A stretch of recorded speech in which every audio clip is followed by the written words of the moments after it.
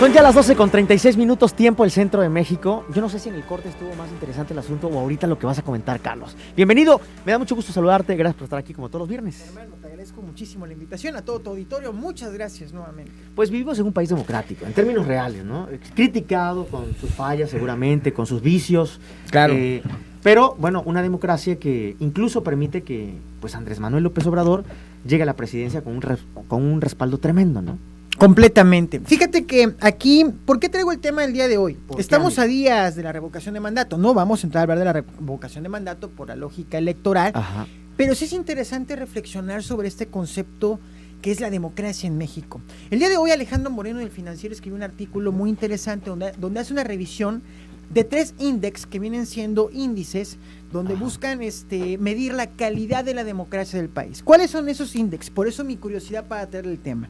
Freedom House, The Economist y una agencia alemana que se llama Bertelsmann Transformation Index. ¿Y en qué coinciden? Bueno, ahí va. El índice viene siendo, para explicar a nuestro auditorio, técnicamente es un promedio. Ellos manejan criterios, fórmulas al respecto y miden conforme distintas variables lo que debería ser una democracia en un país. Ajá. No solo en la lógica que ahí viene la aportación, en una lógica de participación ciudadana en términos electorales, voy y voto y elijo mi representante, sino es también la calidad de las instituciones que es importante, pero también la garantía y defensa de los derechos humanos y o fundamentales en un entorno político que quiera ser democrático. Bueno, ¿en qué coincidieron las tres? Las tres coincidieron que en materia de construcción y o compromiso con las instituciones democráticas hay un déficit en nuestro país.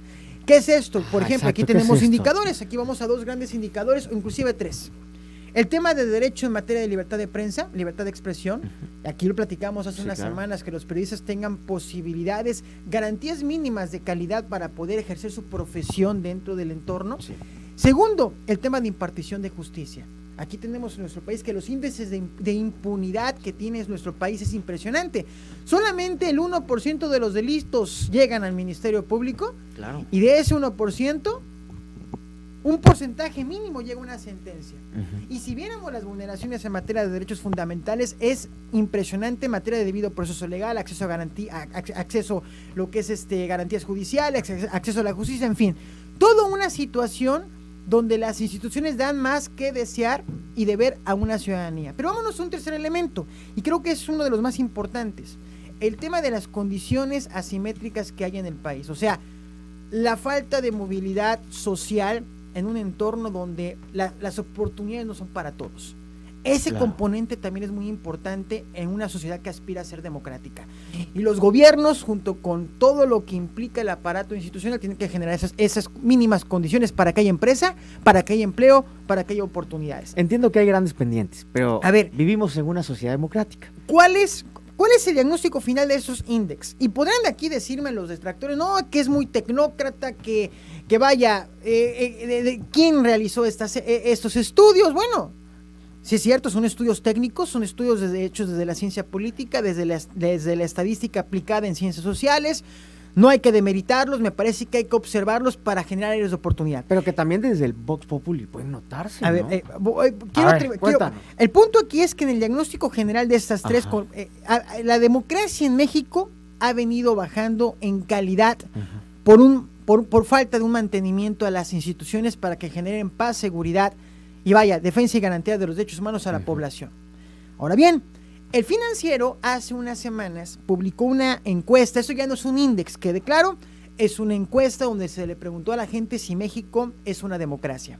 Bueno, más allá de las posiciones tecnocráticas, tenemos que el 64% consideró que México sí es una democracia, el 28% que no es una democracia.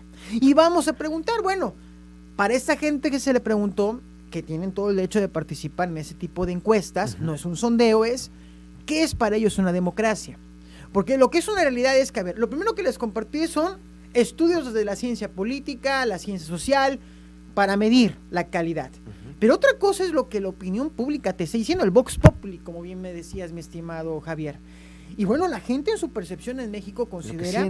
Exactamente, pero aquí vamos a un dato interesante, mi estimado Javier. La elección del 2018 sí le dio una bocanada de aire fresco, si me permiten el término peyorativo, sí le dio un tanque de oxígeno a las instituciones democráticas. El INE tiene números de aprobación muy importantes. Más del 60% aproximadamente le da un voto a favor al INE. Una institución electoral que fue reformada en el 2014, que se llamaba Instituto Federal Electoral, que si nos vamos del 2006 hasta el 2014 que vino la reforma, el decrecimiento a la confianza de las instituciones democráticas fue importante. La elección del 18, donde gana López Obrador, le dio una bocanada, un tanque de oxígeno, de aire fresco a la democracia mexicana. Y en efecto, yo en intervenciones donde me ha tocado participar, yo creo, y yo lo planteo en una lógica de la lógica de procesos políticos, dentro de la lógica de la consolidación hacia una democracia mexicana, y ahorita podemos hablar de esto con relación al gobierno de López Obrador. Me parece que la llegada de Andrés Manuel era importante para la historia democrática de este país. Es más, cualquier alternancia para fortalecer la democracia de un país o una sociedad es importante. Y el movimiento que él encabezó, junto con muchas gentes, me parecía, en ese momento de la historia, importante que llegara a ser gobierno desde una vía democrática. Ahora bien, cuando se le pregunta a la gente, y en esa misma encuesta del Financiero, el día de hoy Alejandro Moreno lo comenta, respecto al concepto de separación de poderes y concentración del poder político en la presidencia, más del 60% considera, 54%, no quiero, ahí permítanme el margen de error, 4 o 5 puntos, considera que el poder se está concentrando demasiado en la figura del presidente. Me van a decir, ¿esto es democrático o no es democrático? Bueno, forma parte del sistema político mexicano. ¿Eso es bueno para una democracia o no? Me parece, y ahí sí somos correctos con el concepto de democrático, me parece más que peligroso, me parece que de cuidarse, porque todo régimen democrático, todo sistema político democrático debe de garantizar la división de poderes. Los equilibrios. Los equilibrios en todo régimen democrático es importante, porque si no, ¿cómo vas a contraponer las ideas y cómo vas a tener esa representación popular frente a la decisión unilateral del Ejecutivo? Pero eso el presidente lo sabe. Eso lo sabe. El tema aquí es, él lo ha comentado. Y la campaña contra el INE, bueno, o sea, no una campaña, lo corrijo, pero sus dichos contra el INE pues tampoco abonan, ¿no? Llegamos a un punto muy importante, porque entramos entonces a una lógica del mercado de ideas, diría un filósofo utilitario, John Stuart Mill, si me permiten ahí el término tengo, porque él es quien lo maneja. El mercado de ideas forma parte de la producción dialéctica del mercado de ideas. ¿Qué es esto? Es el debate en la opinión pública, que es sano en todo régimen que aspira a ser democrático. El tema es que cuando un presidente lo hace, no lo hace solamente como ciudadano, lo hace como presidente. Y ahí puede... Es la investidura, ¿no? Tan comentada. La investidura. ¿Es bueno o malo? Bueno, podríamos aquí construir un ensayo de filosofía política, teoría política, respecto a qué papel debería tener el presidente en ese sentido. Pero independientemente de ello, yo aquí vine con datos, que quede muy claro. Yo vine aquí con datos desde la parte tecnocrática, y por favor aquí le pido al auditorio que el término tecnocrático no lo discriminemos, sino lo tratemos como debe ser. Como lo que es. Es un estudio científico del índice de calidad de una democracia, en este caso en nuestro país, pero también el otro es el Vox Populi. Entonces tú aquí tienes dos visiones, desde la parte científica, y tienes la parte de la gente que está pensando, que está sintiendo al respecto de la democracia mexicana. Bueno, insisto, el 64% considera que sí hay una democracia en México. Claro. Ahora, ¿qué tipo de democracia? Podemos ser una democracia, pero ahora tenemos que aspirar, y ese tiene que ser el reto de los gobiernos, es a qué calidad de democracia. Porque tampoco podemos dejar que la mayoría, por ser mayoría, decida. Es cierto, caray. es un principio democrático, pero hay decisiones que donde la mayoría no tiene razón. Técnicas, donde pues, técnicamente eso no lo puedes someter a consulta. Es un tema técnico que tiene que ser evaluado desde una lógica científica. Caray, qué complicado. Un ejemplo, vamos a construir una presa. Vamos a preguntar a la gente si construimos una presa. Bueno, cuando hay comunidades indígenas hay que hacer la consulta, obviamente, ¿no? Pero estamos hablando de una obra técnica de ingeniería que sabemos que va a se tener requiere un impacto económico en una zona. Bueno, parte de esa lógica democrática lo tienes con la lógica del Tren Maya. Tenían que consultar a la gente, por eso mucha gente ganó amparos ahí. Por el tema de falta de una consulta a la gente, porque hay comunidades indígenas, y el tema de la protección al medio ambiente. Eso forma parte de un régimen democrático. Atender e ir a las instituciones para poder garantizar sus derechos fundamentales, sus derechos humanos. Pero en todo este juego democrático si la gente piensa que estamos en una democracia, válido, no lo juzgo, es a qué calidad de democracia debemos de aspirar. Y no solo desde del gobierno federal, mi estimado Javier. Se tiene que democratizar este país también en los estados, en los municipios.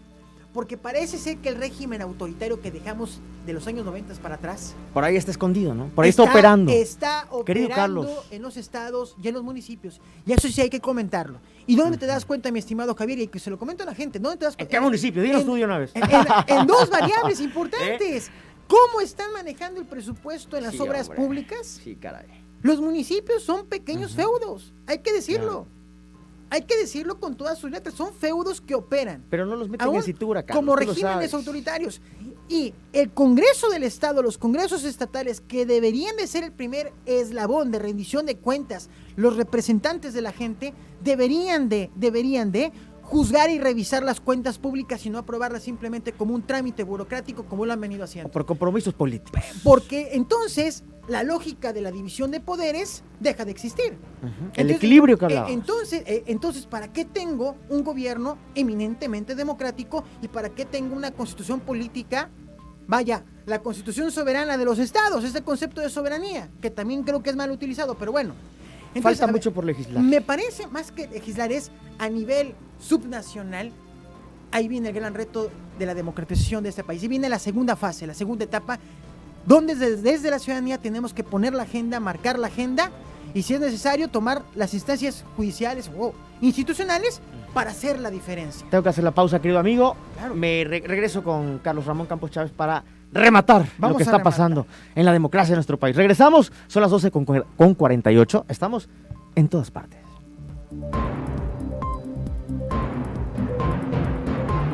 Sigue las noticias más importantes del Edén de México con Javier Villegas.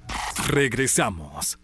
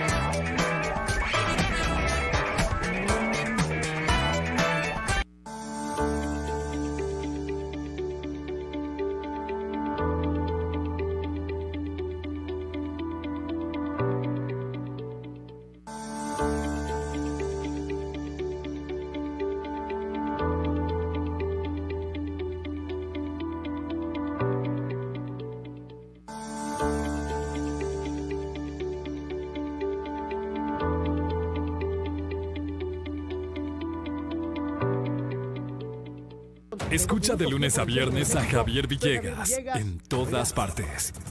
Con la información contundente de lo que ocurre en la capital política del país.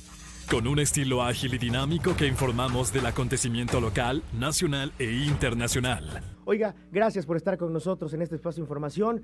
A las 12 del mediodía tenemos una cita Usted lo sabe, en todas partes. Pontexa.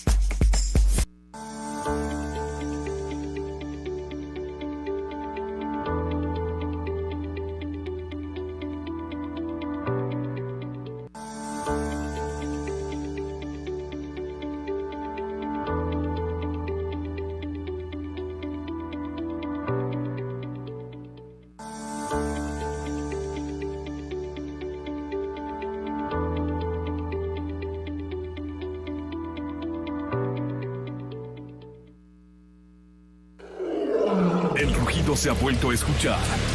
Cada vez más cerca, cada vez más poderoso y ascendente. Exa FM presenta Pal Norte 2022. Segunda llamada. The Strokes, Maroon 5, Martin Garrix, Los Fabulosos Cadillacs, Caligaris, Simple Plan, Hombres G, Morat, Bizarrap, Zetangana, Natanael Cano, Huayna.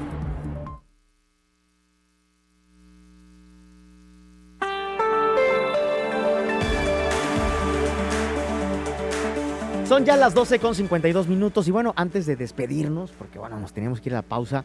Carlos, estábamos en este contexto de la democracia. En México, pues sin duda, ¿no? Pero hay pendientes, que es lo que nos estás comentando. Sí, yo... Y uno de los pendientes, perdón, Carlos, y uno de los pendientes que preocupa son los municipios, ¿no? Completamente. Mira, el exgobernador Enrique González Pedrero, con una gran vocación municipalista en Tabasco, realmente el salto a la modernización del Estado a nivel municipal se da en el gobierno de don Enrique González Pedrero. Por más que más gobernadores después lo quisieron emular con varias políticas públicas en el municipio, me parece que quien marca el punto de inflexión en Tabasco es don Enrique González Pedrero. Vocación administrativa, política y una gran vocación social histórica desde la región. Y él comentaba de manera muy importante en un documento que se llama A propósito en la democracia en Tabasco, relata cómo construyeron el plan estatal de desarrollo y la consulta. Imagínate esas reuniones en aquella época. Exactamente. ¿Qué visión? ¿Qué leyeron, caray? Eso democratizó muchísimo la vida pública en el Estado. Y bueno, no se puede explicar la carrera política de López Obrador, de Andrés Manuel López Obrador, sin el gobierno de don Enrique González Pedrero. Y me atrevería a decir que muchas de las acciones que hoy en día el presidente está encabezando desde la presidencia vienen desde el gobierno de don Enrique González Pedrero. Queremos conocer al Andrés Manuel de la vocación social, de la justicia social, la vocación democrática. Hay que venir a Tabasco para conocer lo que se hizo en esa época. Pero ¿a qué voy con esto, mi estimado Javier? ¿Con qué rematas este tema? ¿A qué voy con esto? Es muy importante que esta democratización nacional recaiga también en los estados y municipios. Y tiene que venir desde una renovación, una transformación, una regeneración institucional a todo el sistema de rendición de cuentas a nivel municipal y estatal. Porque tenemos leyes, pero no se aplican. No se aplican. Y tenemos autoridades que muchas autoridades en algunas funciones no están ejerciendo su función. No porque agarren a uno o dos, no. Aquí lo que tenemos que procurar es la reparación al patrimonio público del Estado. Claro, que le dé miedo al que sigue, a ver, ¿no? Fíjense, la reparación al erario público del Estado, porque se le ha hecho mucho daño desde los gobiernos. Vaya, al patrimonio de la gente. Claro. Pagas impuestos, Por te los supuesto. regresan, ¿y dónde quedan? Normalmente ese dinero ni se queda en Tabasco. Que es lo malo también. Se va fuera del No Estado. invierten aquí.